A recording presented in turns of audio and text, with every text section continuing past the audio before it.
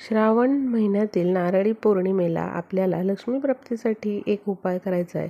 त्यासाठी सोमवारी रात्री 10 ते 12 या वेळेमध्ये आपल्याला एक पणती घ्यायची आहे. त्यामध्ये शुद्ध गाईचं तूप टाकायचं आहे आणि असा दिवा आपल्याला 2 वाती टाकून प्रज्वलित करायचा आहे. दिव्याची वात जी आहे ती पूर्व पश्चिम येईल असा दिवा आपल्याला ठेवायचा आहे.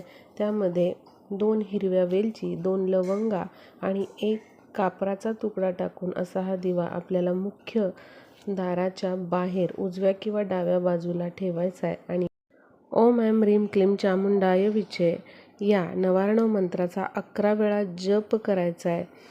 त्याचबरोबर लक्ष्मी मातेचं स्मरण करायचं आहे, कुलदेवीचं स्मरण करायचं आहे आणि आपल्या घरामध्ये नेहमी माता लक्ष्मीने अखंड वास करावा अशी प्रार्थना करायची आहे. या उपायामुळे आपल्या अनेक आर्थिक समस्या दूर होतात.